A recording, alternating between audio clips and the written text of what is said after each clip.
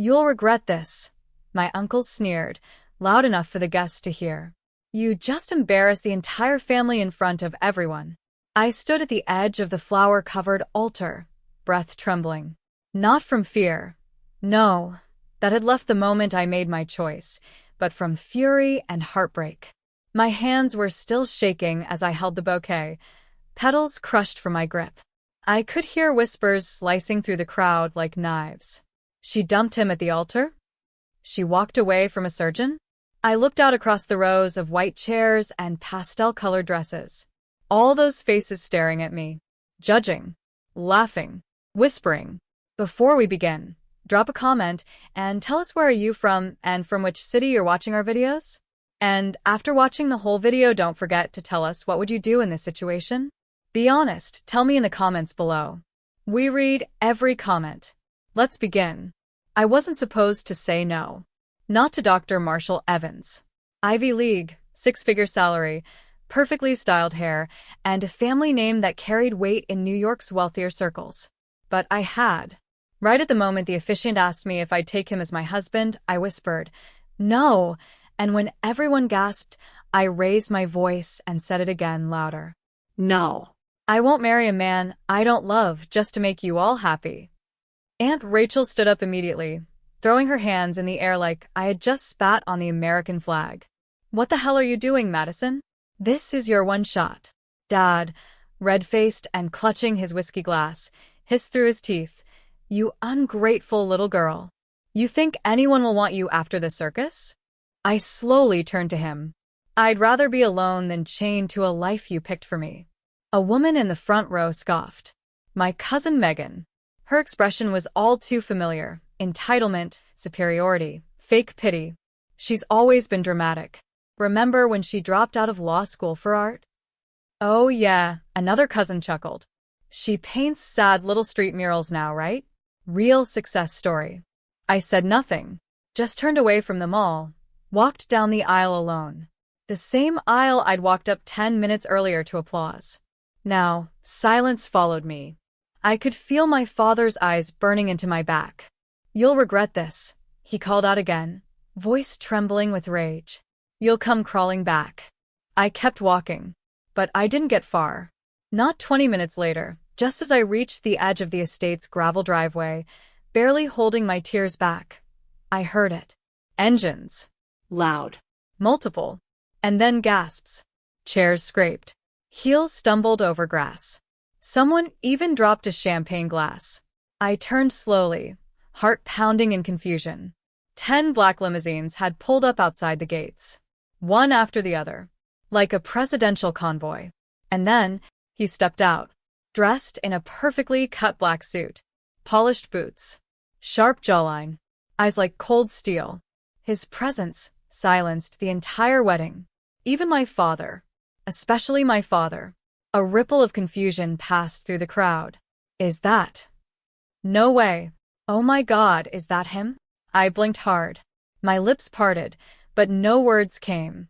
Eli Maddox, the self-made tech billionaire who disappeared from the public eye 2 years ago after selling his cybersecurity firm for over $2.1 billion. And my former best friend, the same boy I'd grown up with in South Carolina before my parents ripped me away from that life and shoved me into finishing school. The same boy who once stood under a flickering porch light and told me, "One day, when I come back, it'll be for you." No one knew we stayed in touch. No one knew we'd ever been close. And absolutely no one knew that I'd sent a single text this morning, 3 hours before the wedding, saying, "I'm about to make the biggest mistake of my life." Now, here he was, striding across the lawn like he owned it, not flinching at the shocked murmurs, not blinking when my cousin tripped trying to get out of her chair, not even acknowledging my father's clenched jaw and bloodless lips. He walked straight toward me, and without asking, without needing permission, he pulled me into his arms. "You didn't make a mistake," he whispered. "You made the first right decision of your life." And then, with the entire wedding watching, Eli turned to my father. "I'm the man she chooses," he said calmly, like he was delivering a fact. "And from now on, you speak to her like she's worth more than your ego." My father opened his mouth, and then closed it again. No words. No threats. Just shock. Aunt Rachel fainted. Someone dropped a wine bottle. It rolled under the dessert table. And in that moment, for the first time in years, I felt powerful. Not because Eli had come, but because I had chosen to burn the bridge before anyone else could push me off it. Nobody moved. Not even the damn string quartet. They just sat there, frozen with their violins midair, eyes darting between me and Eli like we'd just hijacked the ceremony and rewritten the ending. Is this some sort of stunt? My mother finally snapped, her pearls rattling against her chest as she stormed toward us. You humiliated your fiancé in front of everyone, and now what? This is your backup plan? Eli didn't even look at her. His arm remained steady around my waist, firm but gentle. She's not your pawn, he said without flinching. Not anymore. My mother blinked at him, thrown off by the tone. Calm. Sharp. Dangerous in its restraint. This is a private event, Uncle Tim barked. You can't just waltz in here with your little entourage of limos and act like. Act like what? Eli asked, finally turning his gaze on him. Like someone with the resources to buy this estate 5 times over?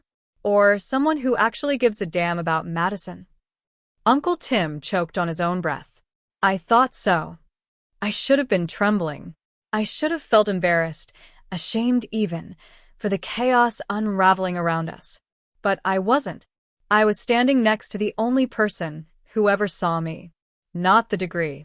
Not the body. Not the resume. Just me.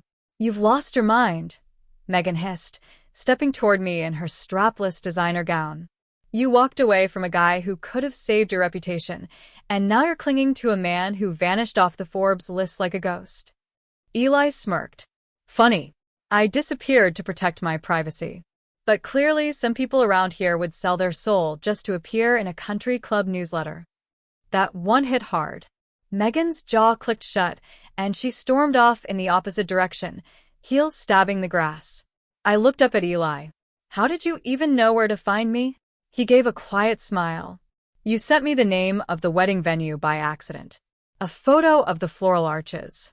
I tracked it. Then I cleared my morning. You flew across the country for me? No, he said, tilting his head. I flew across the country to remind you who the hell you are. A sound escaped my throat, half laugh, half sob.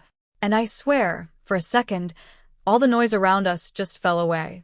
Until, I demand you leave now, my father spat, stepping forward. Or what?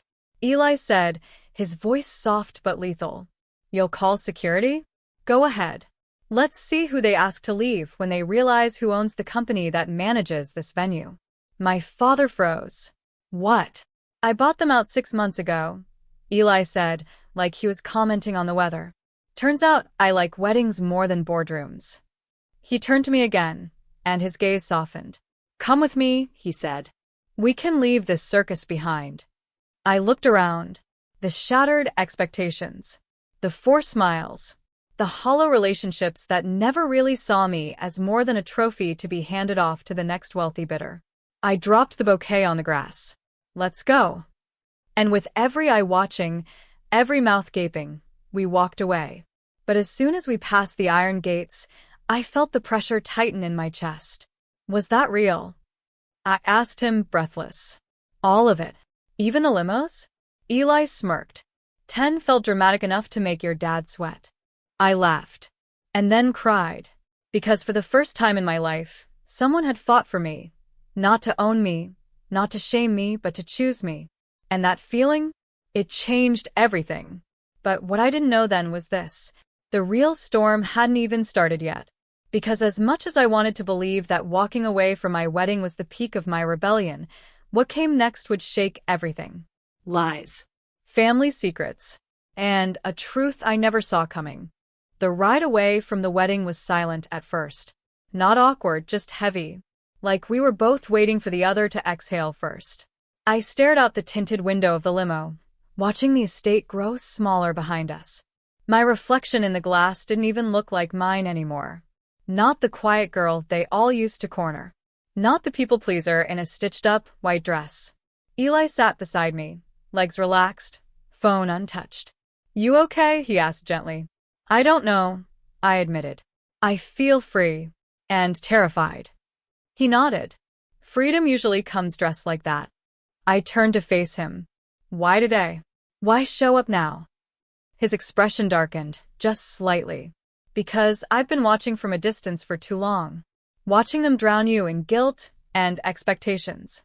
Watching you fold for them. Until that message. It broke me. That message I'd sent hours before the wedding.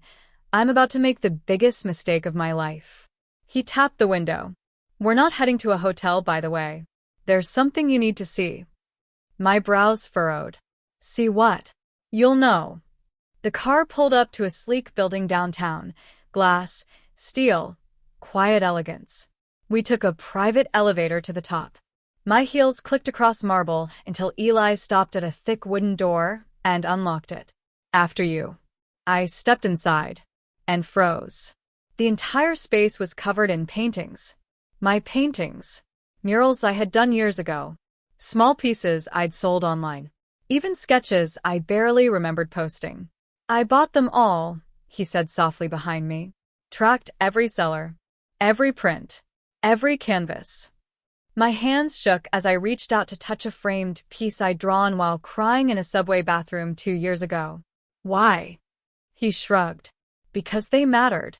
Because you mattered. And no one in that family ever saw it." I turned around. "Eli, why didn't you ever say anything before?" He took a breath, walked over, and held out a sealed envelope.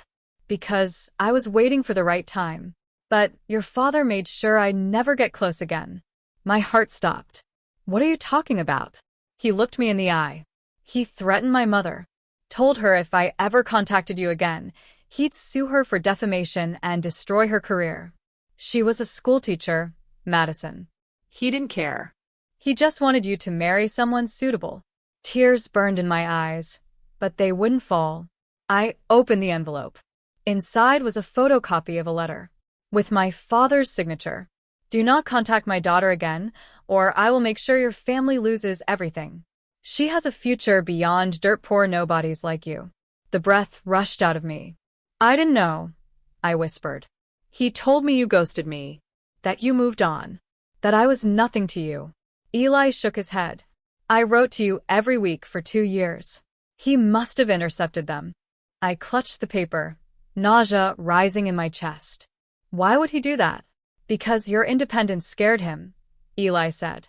"Because if you loved someone on your terms, he couldn't control the outcome. And your family, they only value control." My legs gave out. I sat on the couch, the letter trembling in my hands. Everything made sense now. The way they pushed me into law school. The way they crushed my art. The way they paraded Marshall like a prize pig at every family dinner. They were never protecting me. They were grooming me to be silent. And Eli? He'd been the one thread of truth they tried to cut. "I don't even know who I am anymore," I said into the silence. "You do," he said, sitting beside me. "You're just meeting her for the first time." I laughed through a tear. "She's kind of a mess. She's kind of magnificent." We sat there for what felt like hours. No pressure. No timeline. Just truth. Until my phone buzzed. A message. "Dad, come home. We need to talk." Followed by another. "Mom, there are things you don't know. About your inheritance. About your grandfather's will. You're making a mistake, Madison." I stared at the screen. "I think they're hiding something," I said. Eli didn't look surprised. "I know. What do you mean?" "I hired someone a few months ago," he said, handing me a second envelope, "to look into your family's financial records." My heart dropped. Inside were bank statements. Assets moved. Trust funds drained. Properties sold. Under my name. But without my consent. "What the hell?" I whispered. "They've been funneling money from your trust for years. Your grandfather left you more than you realize." My ears rang.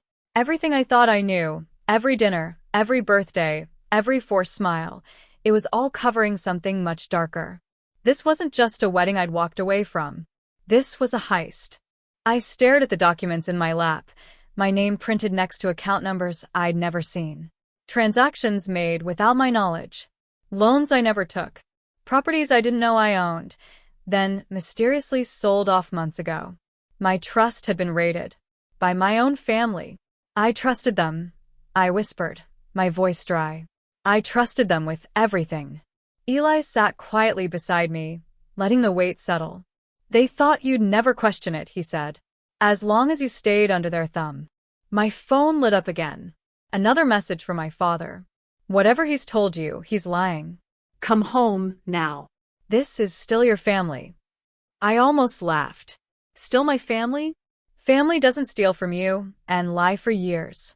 Family doesn't sell off what's yours while making you feel worthless. I stood up, adrenaline surging. I want answers, I said. I'm not letting them get away with this. Eli nodded. Then let's go get them. We didn't call ahead. We drove straight to my parents' house, the same house where I'd grown up believing they had my back. I walked through the front door without knocking. They were all there. My father, pacing with a drink in his hand. My mother on the couch, looking up like she'd seen a ghost. Uncle Tim and Aunt Rachel stood by the fireplace, stone-faced. You need to leave. My father barked at Eli the moment he stepped in behind me. No. I cut in. He stays. We all need to talk. Madison, my mom started, her voice trembling with forced calm. There are things we didn't want you to know for your own good. You're sensitive. No, I snapped. I'm done being gaslit. Tell me the truth. Right now. There was a beat of silence. And then my grandfather's old attorney, Mr. Reed, stepped out from the hallway. He was holding a sealed envelope. I told them this day would come, he said slowly. Your grandfather left this for you. I took it with shaking hands. Inside was a handwritten letter. Madison, I knew they'd try to take what's yours. That's why I created a second trust. One only you can access, under one condition. You must walk away from any marriage arranged by the family. If you're reading this, it means you chose yourself. Good. The art is yours. The property in Charleston is yours. The shares in M&D Steel, yours. They can't touch it. Now go build something they can never steal. Grandpa. I couldn't breathe. My father's face went gray. Is this a joke? Uncle Tim snarled. It's legal, Mr. Reed said coldly. And effective immediately. They all started talking at once, loud, panicked, desperate. My mother tried to reason, my father tried to threaten, and my aunt accused me of manipulation. But I wasn't listening anymore. I looked at Eli. Then at them. I see it now, I said. You never supported me. You supported who you thought I should be. And when I didn't fit that mold, you tried to cut me out. You're turning your back on your own family, my father hissed. No, I said firmly. I'm turning my back on abuse. Then I turned and walked away. They didn't follow me. They couldn't. Because for the first time, I wasn't afraid. The sun was setting when Eli and I walked out of that house. I didn't look back. Not because I wanted to pretend none of it happened, but because I finally understood I didn't owe them anything. Not after the years they spent trying to shrink me into someone they could parade around and control. In the back of the limo, I opened my grandfather's letter again, his handwriting steady, even at the end. His words weren't just legal instructions, they were love. The kind of love that sees you for who you are, not who the world wants you to become. You chose yourself. That line stuck with me, and I was just beginning to understand what it meant. 2 weeks later, I stood in front of the Charleston property my grandfather left me. A sprawling, sun-washed estate with wraparound porches and a giant oak tree in the backyard. The neighbors said he came here often during the last few years of his life, away from the family chaos, just painting and feeding birds. Inside, I found more letters, sketchbooks, even old photos of me as a child, drawing on the floor while he worked. He believed in me. He always had. I spent the next few days getting everything in order. Ownership transfers. Meeting with the attorney again. Quietly pulling the remaining control of the steel company's shares he left me, shares my family had no idea were never in their name. The final blow came during the board meeting, where my father still held a ceremonial seat. He walked in confidently until he saw me at the head of the table. The board members stood up, one by one. Not for him. For me. Madison Wells, the chairman said, extending a hand. Majority shareholder. My father's face crumpled as if the truth had physically punched him. This is a mistake. She can't.